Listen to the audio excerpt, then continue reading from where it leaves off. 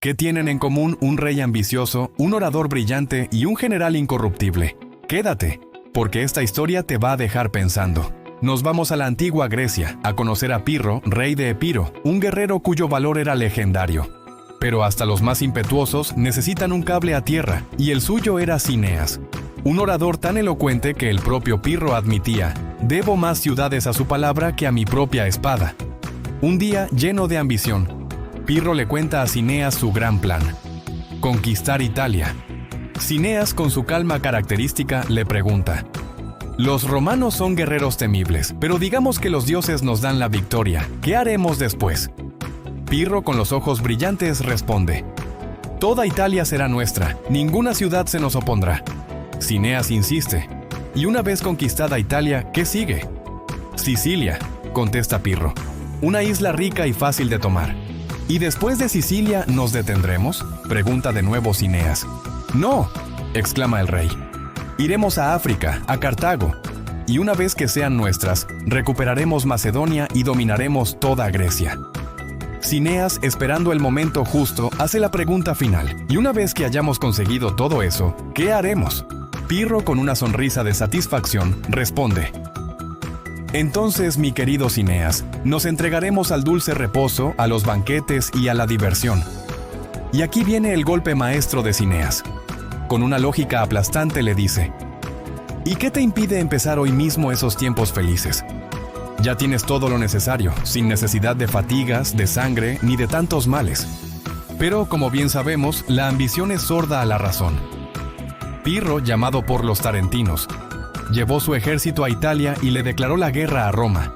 Intentó imponerles una paz humillante, enviando a Cineas como embajador. Llegó a Roma cargado de regalos para los senadores y sus esposas, pero nadie, absolutamente nadie, se dejó sobornar. Cuando Cineas propuso la paz en el Senado, el viejo y ciego cónsul Apio Claudio se hizo llevar a la sala y pronunció un discurso que cambiaría la historia. Con voz firme dijo: «Que Pirro empiece por salir de Italia. Entonces, y solo entonces, decidiremos si debemos tratar de paz». El Senado, conmovido, ordenó a Cineas que saliera de Roma esa misma tarde. Al volver con Pirro, Cineas, impresionado, le dijo: «Al ver al Senado me pareció ver una asamblea de reyes. Combatir a los romanos es como combatir a la hidra. Su número y su valor no tienen límite». Pero Pirro no se dejó impresionar y atacó. Tras una sangrienta batalla, viendo los cuerpos de los soldados caídos, exclamó una frase que resonaría por siglos: «Conquistaría el mundo si yo tuviese por soldados a los romanos, o si los romanos me tuviesen a mí por general». Aquí entra en escena otro personaje legendario, Cayo Fabricio, el general romano enviado para negociar el intercambio de prisioneros. Pirro, admirado por la integridad de este hombre, y sabiendo que era pobre, le ofreció una enorme suma de dinero. Fabricio la rechazó sin dudar. Al día siguiente, Pirro intentó asustarlo con un elefante, escondiéndolo detrás de una cortina y haciéndolo barritar de repente. Fabricio ni se inmutó. Asombrado, Pirro dijo: «Es más fácil separar el sol de su carrera que a Fabricio de su integridad». La guerra continuó, feroz y encarnizada. Pirro intentaba una y otra vez atraer a Fabricio a su bando, ofreciéndole poder y riquezas. La respuesta de Fabricio fue tan legendaria como su carácter: «Esa solución no sería buena para ti, porque los que ahora te honran, cuando me conociesen, querrían ser gobernados por mí, más que por ti». La austeridad de Fabricio era famosa. Solo poseía un salero de plata. Cuando le ofrecieron oro, se pasó la mano por el cuerpo y dijo: «Mientras tenga esto, no necesitaré otra riqueza». De hecho, al morir, a pesar de sus victorias, dejó a sus hijas tan pobres que el Senado tuvo que darles una dote para que pudieran casarse. Pero la integridad no era solo cosa de hombres. Se cuenta la historia de Cornelia, considerada la mujer más virtuosa de Roma. Rechazó casarse con el rey de Egipto y vivía con sencillez. Un día, en una reunión, mientras otras damas presumían de sus joyas, le pidieron que enseñara las suyas. Cornelia hizo llamar a sus 2 hijos y, presentándolos con una sonrisa, dijo: «He aquí mis alhajas. Volvamos a Pirro. Después de años de lucha, en el 265 a.C., fue finalmente derrotado en Benevento por las legiones de... ¿quién más? Fabricio. Roma se convirtió en dueña de toda Italia. Y Pirro, el gran rey ambicioso, al abandonar Sicilia, pronunció unas palabras proféticas que anticiparon las famosas guerras púnicas. Qué hermoso campo de batalla dejó a los romanos y a los cartagineses. Esta historia nos deja una reflexión poderosa. ¿Cuántas veces perseguimos conquistas externas, poder, riqueza, pensando que la felicidad está al final del camino, sin darnos cuenta de que, como le dijo Cineas a Pirro, quizás ya tenemos todo lo necesario para ser felices aquí y ahora? Y nos enseña que el verdadero valor, la riqueza más grande, no está en lo que poseemos, sino en nuestra integridad, como demostraron Fabricio y Cornelia. ¿Qué opinas tú? ¿Eres más como Pirro, siempre buscando la siguiente conquista, o como Cineas, que valora el presente? Déjamelo saber en los comentarios. Si te ha gustado este viaje a la historia, no olvides darle a like, suscribirte y activar la campanita para no perderte nuestras próximas aventuras. Gracias por acompañarnos y hasta la próxima. Hola, amantes de la historia. Hoy nos embarcamos en un viaje épico al corazón de una de las rivalidades más feroces de la antigüedad, la lucha a muerte entre Roma y Cartago. Una historia de odio, estrategia y un hombre que hizo temblar los cimientos de la República Romana, Aníbal Barca. Imaginen dos superpotencias, Roma y Cartago, ambas con una ambición insaciable, dominar el mundo conocido. Su primer choque, la Primera Guerra Púnica, fue por el control de la fértil isla de Sicilia. El conflicto lo encendió una chispa inesperada. Unos mercenarios italianos, los mamertinos, pidieron ayuda a Roma contra sus antiguos empleadores de Siracusa y sus aliados cartagineses. Curiosamente, Siracusa fue gobernada por tiranos famosos, como Dionisio el Mayor. ¿Han oído hablar de la espada de Damocles? Pues esa historia nació aquí. Dionisio le cedió el poder a un cortesano llamado Damocles, pero sobre el trono colgó una espada suspendida de un solo pelo de crin de caballo. Una alegoría brutal sobre los peligros constantes que acechan a quien ostenta el poder. Damocles, al verla, renunció al trono al instante. Pero volvamos a nuestra historia principal. De las 3 guerras púnicas, una figura se alza por encima de todas: Aníbal. Aníbal no era solo un general, era la personificación del odio de Cartago hacia Roma. Cuentan los historiadores que su padre, Amílcar Barca, le hizo jurar de niño, ante un altar en Cádiz, un odio eterno a los romanos. Y Aníbal cumplió su promesa. Buscando un pretexto para reavivar la guerra, atacó Sagunto, una ciudad aliada de Roma. Los saguntinos resistieron con un valor increíble, y antes de rendirse, prefirieron prender fuego a su propia ciudad y arrojarse a las llamas, un sacrificio que encendería el Mediterráneo. Roma, indignada, envió una embajada al Senado de Cartago. Querían saber si la destrucción de Sagunto había sido ordenada por la República. Uno de los enviados, Quinto Fabio Máximo, tomó un pliegue de su toga y dijo solemnemente: «Senadores de Cartago, aquí os traigo la paz y la guerra. Escoged». Los cartagineses, orgullosos, respondieron: «Elige tú mismo». Fabio Máximo soltó la toga y declaró: «Pues bien, elijo la guerra». Y el Senado cartaginés rugió al unísono: «La aceptamos». Así, la Segunda Guerra Púnica quedaba declarada. Aníbal, en un movimiento que nadie esperaba, decidió no esperar a los romanos en Hispania. Iba a llevar la guerra al corazón de Italia. Reunió un ejército formidable: 90.000 soldados de infantería, 12.000 jinetes y, lo más sorprendente, elefantes de guerra. Su audaz plan incluía cruzar los Pirineos y los Alpes, una hazaña logística que aún hoy nos deja sin aliento. Y así, el joven general cartaginés se lanzó a la yugular de su enemigo. Venció a los romanos una y otra vez, en el río Tesino, en el Trebia, junto al lago Trasimeno. Cada batalla era una demostración de su genio táctico, pero su obra maestra estaba por llegar. En Canas, Aníbal logró una de las victorias más aplastantes de la historia militar. Aniquiló a un ejército romano que lo superaba en número, utilizando una táctica de doble envolvimiento que se estudia en las academias militares hasta el día de hoy. La noche de la victoria, su jefe de caballería, Maharbal, le suplicó: «Da la orden de marcha y en 3 días comerás en el Capitolio». Pero Aníbal dudó. Se negó a marchar sobre una Roma desprotegida y aterrorizada. Maharbal, frustrado, pronunció una frase que resonaría por siglos: «Sabes vencer, Aníbal, pero no sabes aprovecharte de la victoria». ¿Por qué no atacó Roma? Es uno de los grandes misterios de la historia. En lugar de eso, se retiró a la ciudad de Capua para esperar refuerzos que nunca llegaron.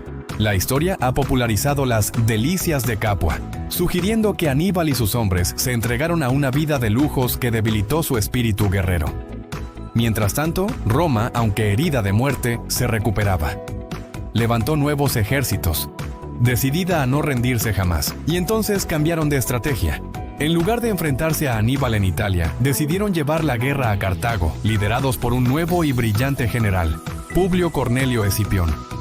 Cuando Escipión amenazó las puertas de Cartago, Aníbal tuvo que abandonar Italia y correr en socorro de su patria. La batalla final era inevitable. Se cuenta que antes del enfrentamiento en Zama, los dos generales se encontraron. Escipión, curioso, le preguntó a Aníbal quién era, en su opinión, el mejor capitán de la historia. Aníbal respondió: Alejandro Magno, que con un pequeño ejército derrotó a imperios. ¿Y el segundo?, insistió Escipión. Pirro de Epiro, que nos enseñó el arte de acampar. ¿Y el tercero? Aníbal con calma dijo: yo. Escipión, un poco molesto, replicó: ¿y qué dirías si me hubieras vencido? Aníbal sonrió: en ese caso me pondría por encima de Alejandro, de Pirro y de cualquier otro. Pero en la batalla de Zama el destino cambió. Escipión, habiendo estudiado las tácticas de Aníbal, logró neutralizar a sus elefantes y finalmente derrotar al invencible general cartaginés. Aníbal regresó a Cartago vencido. Temiendo el castigo, ideó una última estratagema. Envió a un mensajero al Senado que, con astucia, primero describió la flota romana y preguntó si Aníbal debía atacar. «Que la dé», respondieron los senadores. El mensajero entonces reveló la verdad. «Pensando igual que vosotros, la ha dado y ha sido vencido». De esta forma, Aníbal salvó su vida. Cartago tuvo que aceptar una paz humillante. Perdió todas sus posesiones, su flota y quedó a merced de Roma. Aníbal, perseguido incansablemente por sus enemigos, tuvo que huir. Se refugió en la corte del rey Prusias de Bitinia, pero ni allí encontró paz. Roma envió a un emisario para exigir su entrega. Aníbal, al verse rodeado y sin escapatoria, tomó un veneno que siempre llevaba consigo. Sus últimas palabras fueron un desafío final a sus eternos rivales. Libremos a los romanos del terror que les inspira la vida de un pobre viejo, ya que no tienen paciencia para aguardar su muerte. Así terminó la vida del hombre que casi destruye Roma. Un genio militar cuya sombra se proyectó sobre la ciudad eterna durante generaciones. Una historia increíble, ¿verdad? Si te ha gustado este viaje al pasado, no olvides darle a me gusta, suscribirte y activar la campanita para no perderte nuestras próximas aventuras históricas. Gracias por acompañarnos y hasta la próxima. Ingrata patria, no poseerás mis cenizas.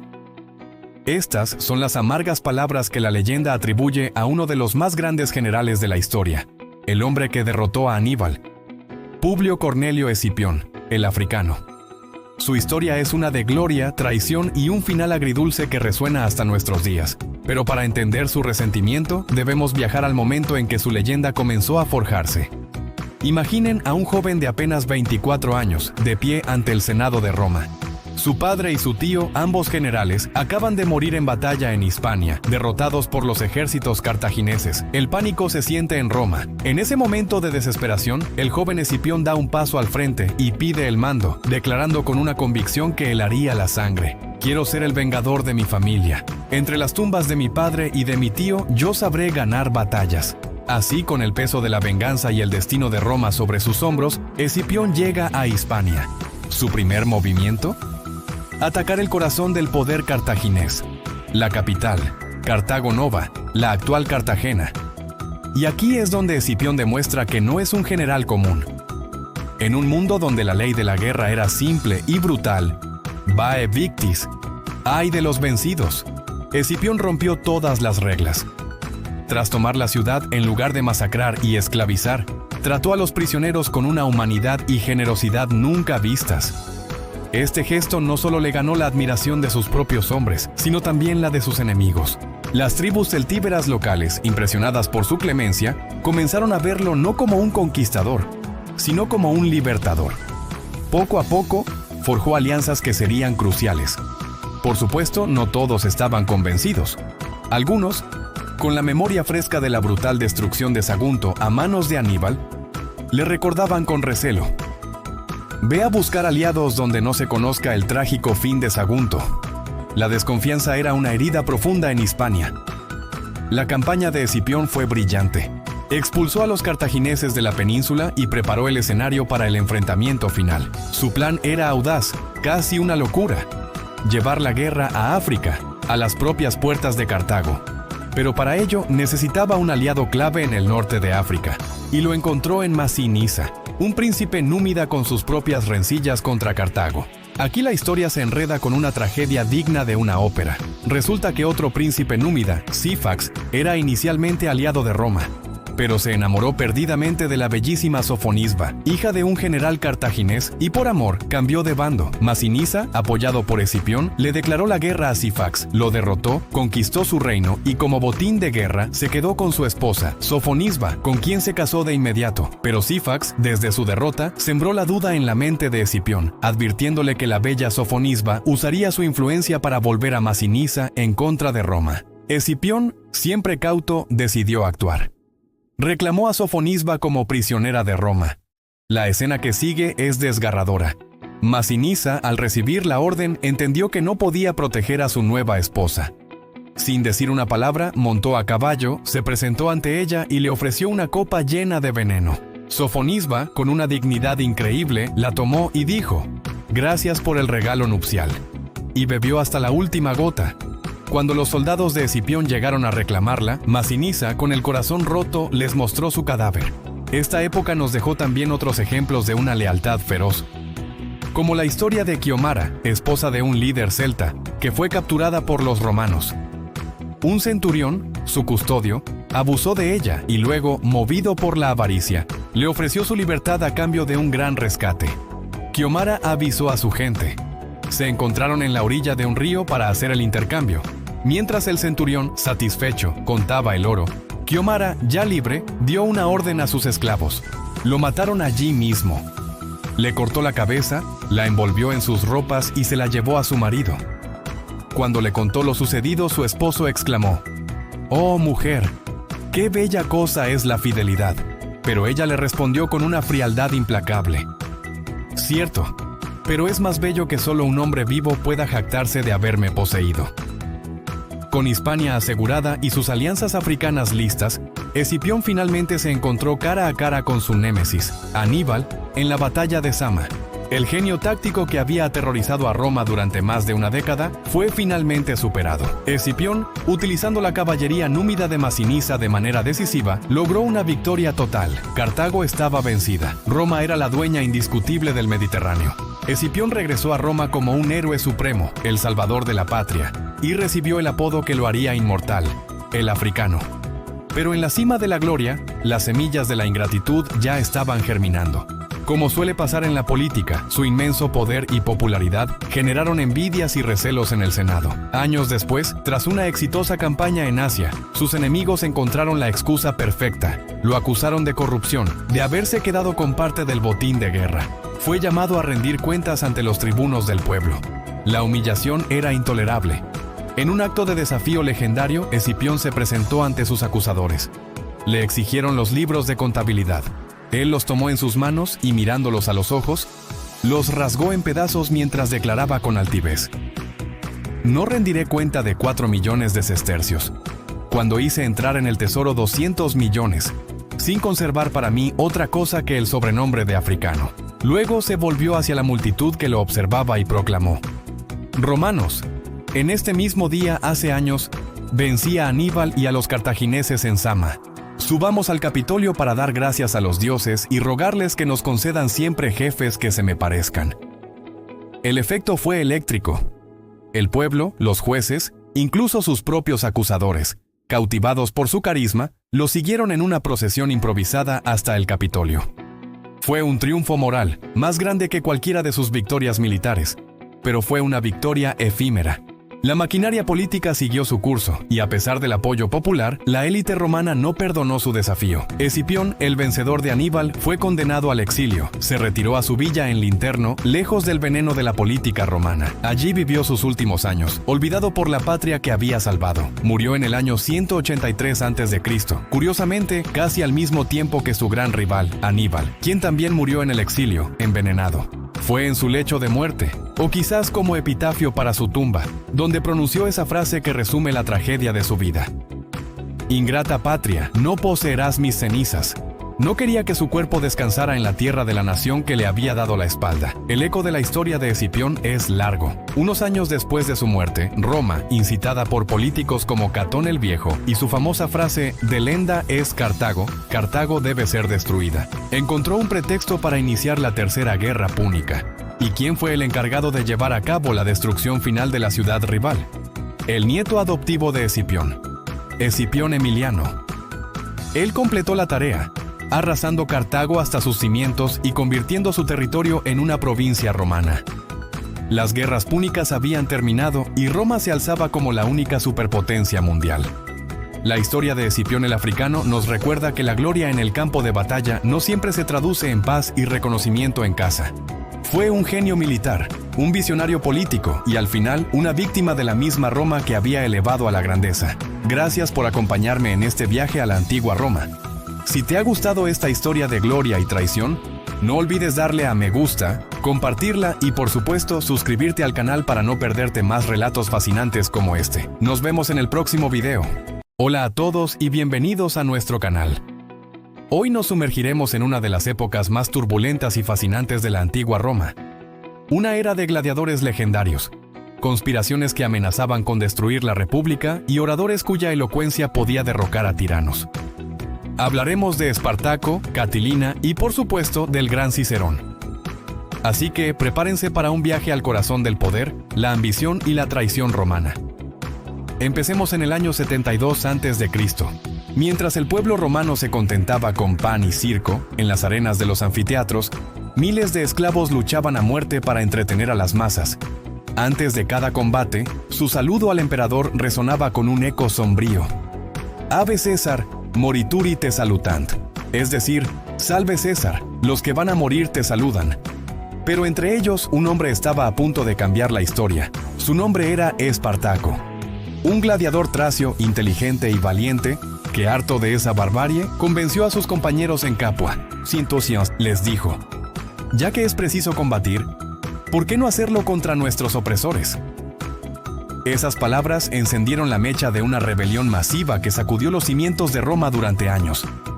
Al frente de un ejército de esclavos, Espartaco derrotó a varios generales romanos, demostrando un genio militar inesperado. Era un líder implacable. Se cuenta que una vez, cuando sus hombres consideraron rendirse, mandó crucificar a un prisionero romano a la vista de todos y les dijo: «He ahí la muerte que os aguarda si no resistís». Justo antes de su última batalla, hizo degollar a su propio caballo, proclamando: «Si venzo, no me faltará otro. Si soy vencido, no lo necesitaré». Y no lo necesitó. Su ejército fue finalmente aplastado por Craso y los 6.000 supervivientes fueron crucificados a lo largo de la Vía Apia, en una de las demostraciones de poder más crueles de la historia. Mientras Roma se recuperaba de la revuelta de Espartaco, otra amenaza, esta vez interna, crecía en las sombras. Un joven patricio llamado Lucio Sergio Catilina planeaba un golpe de estado. Su objetivo no era restaurar el poder de la aristocracia, sino hacerse con el control total en nombre de la plebe, de los desfavorecidos. Catilina era un hombre que entendía perfectamente las fracturas de la sociedad romana. Una de sus frases más famosas lo demuestra: «Veo en la república una cabeza sin cuerpo y un cuerpo sin cabeza. Esa cabeza seré yo». Él se veía a sí mismo como el líder que faltaba para unir a las masas descontentas. Pero sus planes fueron descubiertos por un hombre que marcaría una época con su intelecto y su oratoria, el cónsul Marco Tulio Cicerón. Cicerón llevó la conspiración ante el Senado en una serie de discursos legendarios que pasarían a la historia como las Catilinarias. ¿Quién no ha oído alguna vez esa famosa frase? «Quusque tandem Catilina abutere patientia nostra». Es decir, ¿hasta cuándo, Catilina, abusarás de nuestra paciencia? Con estas palabras, Cicerón inició su ataque verbal, exponiendo a Catilina como un traidor que pretendía asesinar a los cónsules, incendiar Roma y tomar el poder. Acusado y humillado, Catilina intentó defenderse, pero los senadores le gritaban: «¡Asesino! ¡Incendiario!». Furioso, abandonó el Senado con una amenaza escalofriante: «Ya que me lanzáis a ello, apagaré ese incendio, no con agua, sino con ruinas». Catilina huyó de Roma para unirse a su ejército, pero fue derrotado y murió luchando valientemente en el campo de batalla. Una vez desmantelada la conspiración, el debate en el Senado se centró en qué hacer con los cómplices capturados en Roma. Cicerón abogaba por la pena de muerte, una medida extrema y sin precedentes para ciudadanos romanos sin un juicio completo. La mayoría de los senadores estaban de acuerdo, pero una voz se alzó en contra, la de un joven y ambicioso político llamado Julio César. César, con una increíble visión de futuro, advirtió al Senado: «La ira y la compasión son malos consejeros. No os preocupéis tanto por la culpa de estos hombres como por vuestra propia dignidad y vuestra fama futura». Argumentó que ejecutar a ciudadanos sin juicio sentaría un precedente peligroso. ¿Qué pasará si en el futuro otro cónsul, imitando a Cicerón, desenvaina la espada? ¿Quién le contendrá? A pesar de su elocuencia, el Senado apoyó a Cicerón y los conspiradores fueron ejecutados. Tras salvar a la República, Cicerón fue aclamado como «padre de la patria». Él mismo, en un discurso triunfal, declaró que gracias a su esfuerzo y su prudencia, la ciudad había sido librada de las llamas, de los hierros, casi de las fauces de la muerte. Sin duda, fue su momento de mayor gloria. Pero Cicerón era un personaje complejo, lleno de contradicciones. Era extremadamente ambicioso y vanidoso, siempre sediento de alabanzas. Él mismo cuenta una anécdota que revela su enorme ego. Después de un exitoso mandato como cuestor en Sicilia, donde creía haber realizado hazañas memorables, regresó a Roma convencido de que toda la ciudad hablaba de él. En el camino se encontró a un amigo y le preguntó con orgullo: «¿Qué se dice de mis hazañas?». El amigo, confundido, simplemente le respondió: «Pero, Cicerón, ¿dónde has estado metido todo este tiempo?». La anécdota le sirvió como una dura lección sobre la fugacidad de la fama y la indiferencia del mundo. Su amor propio era tan grande como su genio. En una ocasión alabó públicamente al rico y poderoso Craso, para deleite de todos. Poco después, en el mismo lugar, lo criticó duramente. Craso, extrañado, le preguntó: «¿Pero no me alabaste hace poco?». Cicerón, sin inmutarse, respondió: «Sí, pero fue para ejercitar mi elocuencia en un tema ingrato». Imagínense la audacia. Para él, incluso la alabanza a un rival podía ser un simple ejercicio retórico. Cicerón era un maestro de la palabra y perfeccionó su arte con los mejores oradores de su tiempo. Estudió con el famoso Apolonio, quien, al oírle declamar en griego, se quedó pensativo mientras todos los demás aplaudían. Cicerón se preocupó, pero Apolonio finalmente le dijo: «A ti, Cicerón, te admiro y alabo. Pero me duele la suerte de Grecia, ya que las dos únicas glorias que nos quedaban, la elocuencia y la ilustración, también tú las trasladas a Roma». Un cumplido increíble que reconocía su talento excepcional. Pero además de su ambición y su genio, Cicerón era famoso por su ingenio afilado y sus bromas mordaces. Era un maestro del sarcasmo. Se cuenta que, estando él presente, una dama que quería aparentar menos edad dijo tener 30 y tantos años. Cicerón comentó al instante: «Es cierto, pues hace 20 años que le oigo decir lo mismo». En otra ocasión, un pariente suyo llamado Léntulo, que era muy bajo de estatura, apareció con una espada larguísima. Cicerón no pudo evitar la broma y preguntó: «¿Quién ha atado a mi pariente a una espada?». Su ingenio no perdonaba a nadie. Un tal Publio Costa, que era bastante torpe pero quería pasar por un experto en leyes, fue llamado como testigo por Cicerón. Cuando Costa dijo que no sabía nada, Cicerón le replicó: «¿Crees acaso que se te pregunta sobre leyes?». Incluso en momentos de tensión política, su humor salía a relucir. Tras la derrota de Pompeyo, un seguidor intentó animar a los demás diciendo que aún quedaban 7 águilas, los estandartes de las legiones, en el campamento. Cicerón, con su realismo pesimista, le contestó: «Tu exhortación estaría muy bien si hiciéramos la guerra a los grajos». Su animadversión hacia Craso, a pesar de las alianzas políticas temporales, era bien conocida. Una vez, Craso quiso reconciliarse con él y le invitó a cenar. Cicerón aceptó. Pocos días después le dijeron que otro político, Vatinio, también quería hacer las paces con él. La respuesta de Cicerón fue lapidaria: «¿Pues qué? ¿También quiere Vatinio venir a cenar a mi casa?», insinuando que su casa no era un restaurante para sus enemigos. Cicerón fue, sin duda, una figura monumental. Un hombre que salvó a la República, pero cuya vanidad y lengua afilada le granjearon tantos enemigos como admiradores. Su vida y sus palabras nos muestran la complejidad de una Roma en crisis, debatiéndose entre la tiranía y la libertad. Y así concluimos nuestro viaje por esta apasionante época de la historia romana. Desde la rebelión de Espartaco hasta las conspiraciones de Catilina y el ingenio inmortal de Cicerón, hemos visto cómo las acciones y palabras de unos pocos hombres pueden cambiar el curso de la historia. ¿Qué les ha parecido? ¿Conocían estas anécdotas de Cicerón? Déjenme sus opiniones en los comentarios. Muchas gracias por acompañarnos en este recorrido. Si les ha gustado el video, no olviden darle a me gusta, compartirlo y por supuesto, suscribirse al canal para no perderse nuestros próximos viajes a la historia. Nos vemos en el próximo video. ¿Alguna vez has sentido que llegas a un punto de no retorno, donde solo puedes seguir adelante? Pues una de las figuras más colosales de la historia, Julio César, inmortalizó ese sentimiento con una frase que ha resonado por siglos. Alea jacta est. La suerte está echada. Hoy vamos a desentrañar la vida de este gigante de Roma, un hombre que, junto a Alejandro Magno y Napoleón, forma el triunvirato de los genios político-militares más grandes que el mundo ha conocido. Acompáñame en este viaje a la antigua Roma para descubrir cómo un joven ambicioso se convirtió en una leyenda eterna. Según sus propias palabras, su familia tocaba con una mano el cielo y con la otra el trono. Y no mentía. Por parte de padre descendía nada menos que de Venus, la diosa del amor, a través de Eneas. Y por parte de madre del rey Anco Marcio. Imagínate esa carta de presentación. Pero su linaje divino no le ahorró problemas. Con solo 17 años, desafió al hombre más poderoso de Roma, el dictador Sila, negándose a repudiar a su esposa. Sila, enfurecido, lo proscribió, pero cedió ante las súplicas de nobles y vestales, aunque no sin antes soltar una profecía escalofriante. En ese chico que se ciñe la túnica tan mal, hay muchos Marios, refiriéndose a su archienemigo. Esa frase demostraba que Sila veía en el joven César una amenaza latente para la República. Huyendo de Sila, César intentó llegar a Asia, pero el destino le tenía preparada otra prueba. Fue capturado por piratas. ¿Crees que se asustó? Para nada. Lejos de actuar como un prisionero, se comportó como su jefe.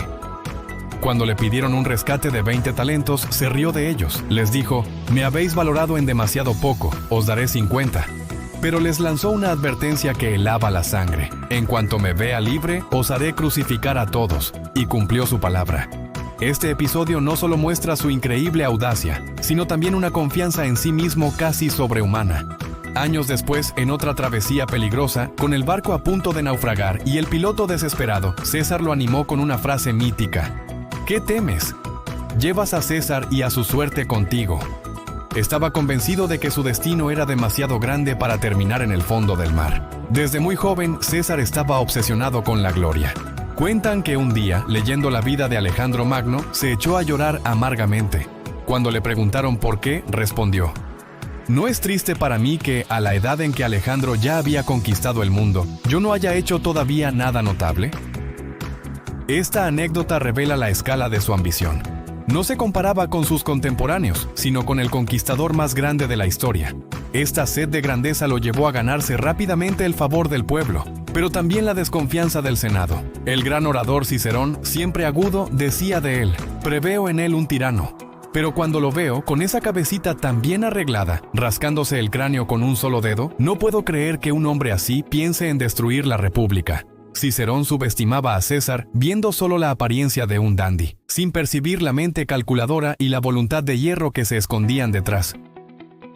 Para escalar en el poder, César formó una alianza estratégica conocida como el primer triunvirato, junto a Pompeyo, el general más famoso de la época, y Craso, el hombre más rico de Roma.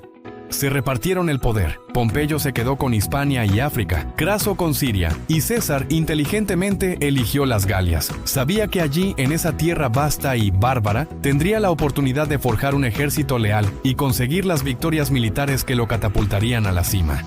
Y así fue. Durante casi una década, César llevó a cabo una campaña brutal y brillante, conquistando lo que hoy es Francia y Bélgica. Su mayor adversario fue el carismático líder galo Vercingetorix, quien unió a las tribus en una feroz resistencia. Pero la genialidad militar de César fue implacable. En el asedio final de Alesia, Vercingetorix, para salvar a su gente de morir de hambre, se rindió en un acto de noble sacrificio. Se presentó solo ante César, esperando clemencia. Pero César, frío y pragmático, no mostró ninguna compasión. Lo humilló, lo envió a Roma encadenado y años después lo ejecutó. La conquista de las Galias fue un baño de sangre, pero le dio a César una fama inmensa, riquezas y, lo más importante, un ejército veterano que le profesaba una lealtad absoluta. Incluso se atrevió a cruzar el Canal de la Mancha, iniciando la dominación romana en Britania. Mientras César acumulaba victorias en las Galias, la situación en Roma se volvía cada vez más tensa. El triunvirato se desmoronó. Craso, envidioso de la gloria de César y Pompeyo, se lanzó a una guerra contra los partos en Siria para buscar su propia gloria. Fue una decisión desastrosa. Su ejército fue aniquilado y él fue capturado. Cuenta la leyenda que los partos, conociendo su legendaria avaricia, le dieron una muerte cruel y simbólica. Le vertieron oro derretido en la garganta para que su cuerpo se saciara del metal que tanto había deseado en vida. Con Craso muerto, solo quedaban 2 gallos en el corral, César y Pompeyo, que se había quedado en Roma, veía con envidia y miedo el poder creciente de su antiguo aliado. Se alineó con el Senado, que temía que César regresara como un nuevo dictador. La tensión era palpable. Cicerón lo resumió perfectamente. Uno no quiere un amo, el otro sí quiere serlo. El escenario para una guerra civil estaba servido. El Senado, manipulado por Pompeyo, tomó una decisión drástica. Le ordenaron a César que disolviera su ejército y regresara a Roma como un ciudadano privado. Sabían que, sin sus legiones, César sería vulnerable. Declararon traidor a la patria a cualquiera que cruzara con tropas el río Rubicón, la frontera que separaba su provincia de las Galias de Italia. Para César era el momento de la verdad. Obedecer significaba el fin de su carrera y, probablemente, de su vida. Desobedecer significaba sumir a Roma en una guerra civil. Durante un tiempo, a orillas del Rubicón, dudó, sopesando las terribles consecuencias de su decisión. Se dice que vio a un búho en una higuera, tomó una piedra, se la lanzó y el ave voló en dirección a Roma. Vio en ello una señal. Entonces tomó su decisión. Miró a sus hombres y pronunció las palabras inmortales: Alea jacta est. La suerte está echada. Cruzó el río y marchó sobre Roma. La guerra civil había comenzado. La audacia de César tomó a todos por sorpresa. Pompeyo, que había fanfarroneado diciendo, me basta con golpear el pie en el suelo de Italia para que surjan legiones, tuvo que huir de Roma a toda prisa con los senadores. Cuando le dijeron que golpeara el suelo, las legiones no salieron. César avanzaba imparable. En este conflicto demostró una clemencia inusual para la época. Cuando capturaba a los partidarios de Pompeyo, en lugar de ejecutarlos, los perdonaba y los dejaba ir, ganándose así su lealtad o, al menos, neutralizándolos, incluso cuando interceptó la correspondencia de sus enemigos que revelaba quiénes conspiraban contra él. Ordenó quemarla sin leerla. Prefiero no saber quiénes me odian, dijo. Una magnanimidad increíble, aunque quizás ingenua, ya que, como diría un historiador, en esas llamas se fundiría el puñal que hablaría de asesinarle. Pero no todos se doblegaban. El tribuno Metelo intentó impedir que César tomara el tesoro público de Roma, argumentando que era ilegal. César primero le respondió con calma: uno es el tiempo de las armas y otro el de las leyes. Como Metelo insistía, César se puso serio y le amenazó de muerte, añadiendo: y esto, joven, debes saber que me cuesta más decirlo que hacerlo. Metelo se retiró y César se apoderó de los fondos que necesitaba para financiar su guerra. No había nada que pudiera detenerlo. La confrontación final entre César y Pompeyo tuvo lugar en Grecia, en la batalla de Farsalia. A pesar de estar en inferioridad numérica, la genialidad táctica de César y la experiencia de sus legionarios le dieron una victoria aplastante. Pompeyo huyó de nuevo, esta vez a Egipto, buscando refugio. Pero los gobernantes egipcios, temiendo la ira de César, decidieron asesinar a Pompeyo y presentarle su cabeza a César como un regalo. Lejos de alegrarse, César se horrorizó y lloró al ver el destino de su antiguo yerno y rival. Castigó a los asesinos y se involucró en la política egipcia, donde conocería a la famosa Cleopatra. Con Pompeyo muerto, César se convirtió en el amo indiscutible de Roma. Regresó como un héroe y fue nombrado dictador. Inició un programa de reformas ambicioso, pero su poder absoluto y su aparente deseo de convertirse en rey generaron un profundo resentimiento entre la élite senatorial, que veía en él la muerte de la república. Y así, el hombre que había perdonado a tantos enemigos, que había sobrevivido a piratas, tormentas y batallas innumerables, no pudo escapar de la traición en su propia casa. Un grupo de senadores que se autodenominaban los Libertadores conspiró para asesinarlo. El 15 de marzo del año 44 a.C., en los idus de marzo, César fue rodeado en el Senado y apuñalado 23 veces. Irónicamente, el hombre que cruzó el Rubicón para, según él, salvar la República, murió a manos de quienes creían estar salvándola de él. Su muerte, sin embargo, no restauró la República. Por el contrario, desató una nueva oleada de guerras civiles que terminarían con su sobrino nieto, Octavio, convirtiéndose en el primer emperador de Roma, Augusto. La suerte de César estaba echada desde que cruzó aquel río, y con ella también la de la República Romana. Julio César fue un hombre de contradicciones, brillante y cruel, magnánimo y autoritario, un genio que cambió el curso de la historia para siempre. Su vida nos enseña sobre la ambición, el poder, el destino y la fragilidad de la gloria. ¿Qué te parece más impactante de su historia? Déjamelo en los comentarios. Gracias por acompañarme en este viaje al pasado. Si te ha gustado, no olvides darle like, suscribirte y activar la campanita para no perderte ninguna de nuestras próximas aventuras históricas. ¡Hasta la próxima! Hola a todos y bienvenidos a nuestro canal. Hoy vamos a sumergirnos en uno de los capítulos más dramáticos y decisivos de la historia: el ocaso de la República Romana y el ascenso imparable de Julio César. Todo se resume en una frase que ha resonado por siglos: llegué, vi y vencí. Pero, ¿qué batallas, qué traiciones y qué tragedias se esconden detrás de estas famosas palabras? Quédense conmigo para descubrirlo. La tensión en Roma era insoportable. El Senado, temeroso del poder de César, le había declarado enemigo público y había puesto todas sus esperanzas en su antiguo aliado, ahora su mayor rival, Pompeyo Magno. Le entregaron el mando de las legiones, diciéndole: «A ti te corresponde defender la República». Pompeyo, con una sonrisa triste, aceptó, esperando aún una solución pacífica que nunca llegaría. César, por su parte, cruzó el Rubicón y pronunció otra frase para la historia: «La suerte está echada».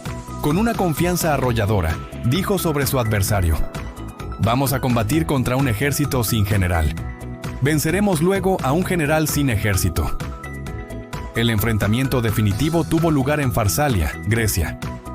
Antes de la batalla, César le preguntó a uno de sus centuriones más valientes, Crastino, cuál creía que sería el resultado. Crastino, extendiéndole la mano, le respondió con una lealtad absoluta: «La victoria será nuestra. Los enemigos serán derrotados y yo, muerto o vivo, obtendré tus elogios». Y así fue. El genio táctico de César aplastó a las fuerzas de Pompeyo, que eran muy superiores en número. Al ver sus legiones desmoronarse, Pompeyo, el gran general, el conquistador de Oriente, no pudo soportarlo. Se retiró a su tienda en estado de shock. De repente, los soldados de César irrumpieron en su campamento. Aterrado, Pompeyo solo pudo exclamar: «¿Qué? ¿Hasta en mi campo?». Sin mirar atrás, huyó desesperado. Su única esperanza era encontrar refugio en Egipto, un reino que le debía mucho. Mientras tanto, en el campo de batalla de Farsalia, César contemplaba la terrible carnicería. Al ver los miles de cuerpos de ciudadanos romanos, suspiró con amargura y dijo: «Ellos lo han querido. Me han reducido a la necesidad de vencer para no perecer». A pesar de su victoria, el costo humano le pesaba enormemente. La fuga de Pompeyo lo llevó a las costas de Egipto. Allí gobernaba el joven rey Ptolomeo, o más bien sus consejeros. En un consejo funesto decidieron que la mejor manera de ganarse el favor del victorioso César era entregarle la cabeza de su enemigo. El plan era tan cruel como cobarde. Enviaron una pequeña barca para recibir a Pompeyo, con el pretexto de que la costa era demasiado baja para su gran navío.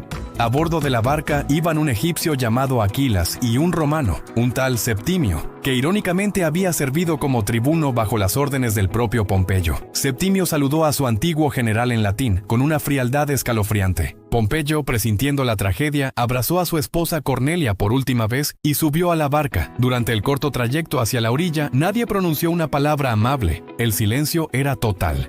Pompeyo reconoció a Septimio y le preguntó: «Si no me engaño, fuiste mi compañero de armas, ¿verdad?». El traidor solo asintió con la cabeza. Justo cuando Pompeyo se disponía a desembarcar, apoyándose en su liberto Filipo, Septimio desenvainó su espada y se la clavó por la espalda. Inmediatamente, Aquilas y los demás se unieron a la matanza. Pompeyo, sin emitir un solo grito y sin hacer nada que manchara su ilustre nombre, se cubrió el rostro con la toga y aceptó su destino con dignidad, recibiendo las puñaladas en silencio. Los asesinos le cortaron la cabeza y arrojaron su cuerpo desnudo en la playa. Fue su fiel liberto Filipo, junto a un viejo soldado que había luchado para Pompeyo en su juventud, quien le dio un final digno. Recogieron los restos de una vieja barca de pesca. Construyeron una pira funeraria improvisada e incineraron el cuerpo decapitado de uno de los hombres más grandes de Roma. Poco después, César llegó a Egipto persiguiendo a su rival. Cuando los consejeros de Ptolomeo le presentaron, orgullosos, la cabeza de Pompeyo, la reacción de César no fue la que esperaban. En lugar de alegría, mostró una profunda tristeza y rabia. Lloró amargamente al ver la cabeza y el sello de su antiguo yerno y rival, en el que se veía un león sosteniendo una espada. Indignado por el crimen, mandó ejecutar a los asesinos, destronó al joven Ptolomeo y entregó la corona de Egipto a su hermana, la legendaria Cleopatra. Cautivado por su inteligencia y belleza, César permanecería un tiempo en Egipto, un interludio que cambiaría la historia. Pero la guerra no había terminado. Tras su estancia en Egipto, César se dirigió al Ponto, en la actual Turquía, para enfrentarse a Farnaces, el hijo del temible rey Mitrídates. La campaña fue increíblemente rápida. Tras una victoria aplastante en la batalla de Sela, César envió a Roma el mensaje más famoso y conciso de la historia militar. 3 simples palabras que resumían su genio y eficacia: Veni, vidi, vici. Llegué, vi y vencí. Mientras tanto, los últimos republicanos se reagrupaban. El más inflexible de todos era Catón el Joven, un hombre de principios inquebrantables que se había atrincherado en Útica, en el norte de África. Catón representaba la vieja república y prefería morir antes que vivir bajo la tiranía de un solo hombre. Cuando supo de la derrota de Farsalia, muchos de sus seguidores quisieron rendirse. Catón lo aceptó para ellos, pero no para sí mismo. Conceder la vida supone el derecho de quitarla, dijo, y yo no quiero recibir nada de un tirano. En sus últimas horas conversó con filósofos sobre la libertad y la esclavitud, y leyó el diálogo de Platón sobre la inmortalidad del alma. Pidió su espada y al ver que se la ocultaban, se enfureció. Finalmente, con la espada en su poder, exclamó: «Ahora me siento dueño de mí mismo». Esa noche, tras la llegada de César a África, Catón se quitó la vida, convirtiéndose en el mártir definitivo de la causa republicana. La última resistencia se concentró en Hispania, liderada por los hijos de Pompeyo, Cneo y Sexto. La batalla de Munda fue la más sangrienta y difícil de toda la carrera de César. En un momento, las legiones de César comenzaron a flaquear y la derrota parecía inminente. Desesperado, César consideró incluso quitarse la vida, pero recuperando el ánimo, corrió hacia el frente y gritó a sus veteranos: ¿No os avergonzáis de abandonar a vuestro general en manos de esos mozuelos? Su valor personal reavivó el espíritu de sus tropas, que se lanzaron a un contraataque furioso y consiguieron una victoria agónica. Con la batalla de Munda, la guerra civil había terminado. César era el dueño absoluto de Roma. Desde Farsalia hasta Munda, pasando por la trágica muerte de Pompeyo y el suicidio de Catón, su camino hacia el poder estuvo pavimentado de sangre, gloria y tragedia. Su frase, «Llegué, vi y vencí», no solo describe una campaña militar, sino la culminación de una vida de ambición, genio y una voluntad de hierro que cambió el mundo para siempre. Gracias por acompañarme en este viaje a la antigua Roma. Si te ha gustado el video, no olvides darle a like, suscribirte y activar la campanita para no perderte nuestras próximas historias. Nos vemos en el próximo episodio. Hola, amantes de la historia. Hoy nos sumergiremos en la fascinante vida de uno de los personajes más emblemáticos de todos los tiempos, Cayo Julio César. Un hombre cuya leyenda es tan grande que su nombre se convirtió en sinónimo de poder. Así que pónganse cómodos, porque vamos a viajar a la antigua Roma. Para entender a César, primero hay que entender la devoción que inspiraba. Imaginen esto. Un soldado romano rodeado por el enemigo recibe una oferta para rendirse y salvar su vida. ¿Su respuesta? Los soldados de César suelen dar la vida a los demás, no recibirla de otros. Y con esas palabras se quitó la vida. Ese era el nivel de lealtad que César comandaba. Era más que un general, era un símbolo. Tras sus arrolladoras victorias en Hispania, César regresó a Roma no solo como un héroe, sino como dictador perpetuo. Con este poder casi absoluto, se propuso reformar una república que, según él, estaba anquilosada por los privilegios de la aristocracia. Sus planes eran audaces, quizás demasiado para algunos. Quería revitalizar Roma, pero para ello tenía que sacudir sus cimientos. Una de sus políticas más controvertidas fue su apertura hacia los pueblos conquistados, especialmente los galos. César les concedió la ciudadanía a los habitantes de la Galia Cisalpina, e incluso, imagínense el escándalo, introdujo a centuriones galos, soldados rasos y libertos en el mismísimo Senado romano. La vieja guardia estaba que trinaba. Por las calles de Roma circulaban pasquines anónimos que se burlaban de los nuevos senadores. Uno decía: César trae a los galos en su desfile triunfal, sí, pero para meterlos en el Senado. Se ruega al público que no les indiquen el camino a la curia. La tensión era palpable. La élite sentía que su mundo se desmoronaba. Claro, no podemos idealizar a César. Como cualquier hombre de su tiempo, y más siendo una figura tan poderosa, no estuvo exento de los vicios que plagaban la sociedad romana. Sin embargo, sería injusto que esas sombras opacaran la inmensa luz de su genio. César fue un gigante, un hombre que manejaba con la misma maestría la espada en el campo de batalla y la pluma para narrar sus propias hazañas en sus famosos comentarios. Un estratega militar y un maestro de la propaganda, todo en uno. Y en su vida personal era igual de exigente y complejo. Su famosa frase sobre su esposa Pompeya lo dice todo. Cuando un joven libertino llamado Clodio Pulcro se disfrazó de mujer para colarse en una ceremonia religiosa exclusivamente femenina en casa de César, se armó un escándalo monumental. Aunque Pompeya era, con toda probabilidad, inocente de cualquier fechoría, César la repudió. Su justificación pasó a la historia. De la mujer de César nadie debe ni siquiera sospechar. No se trataba de la verdad, sino de la percepción pública. Para César, la apariencia de honor era tan importante como el honor mismo. Pero, ¿quién era este Clodio Pulcro? Un personaje digno de su propia serie. Patricio de cuna, pero demagogo de corazón, fue una espina constante en el costado de César y sus aliados. Su nombre se convirtió en sinónimo de agitador, un ciudadano revoltoso y vividor que supo cómo manipular a las masas romanas, un verdadero dolor de cabeza para el poder establecido. Si algo definía a Julio César, era su inquebrantable fe en sí mismo y en su destino, una confianza que a veces rozaba la arrogancia. Siendo apenas un joven, de camino a unas elecciones para un cargo religioso, le dijo a su madre: «Hoy me verás volver como pontífice, o no me verás volver porque seré un desterrado». No había término medio para él, o todo o nada. Esta confianza le acompañó toda su vida. Durante la guerra civil contra Pompeyo, se encontraba en la costa de lo que hoy es Albania, esperando impaciente los refuerzos de Marco Antonio. La espera se alargaba y César, desesperado, decidió tomar el asunto en sus propias manos.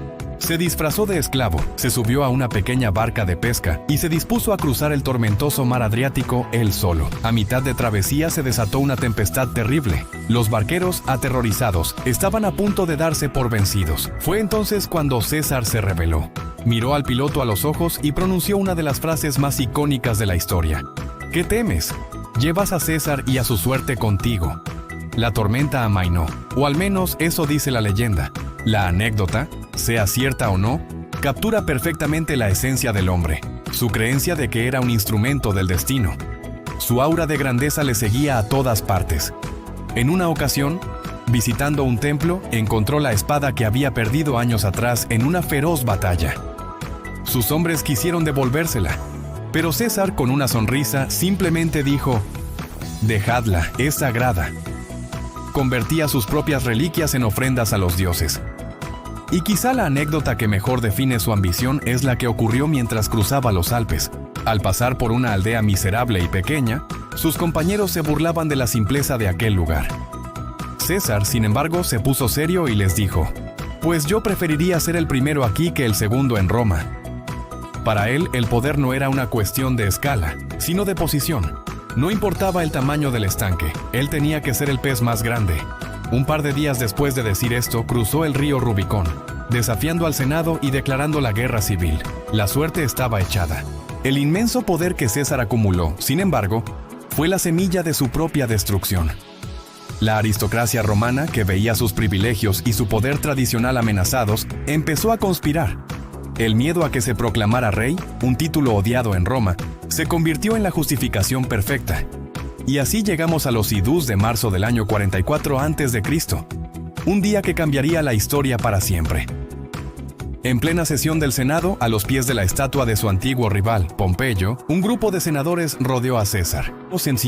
Uno de ellos, fingiendo hacerle una petición, tiró de su toga. Era la señal. El primer golpe vino de casca. César, aún poderoso, reaccionó, sujetando el brazo de su agresor y gritando: «¿Qué haces, infame casca?».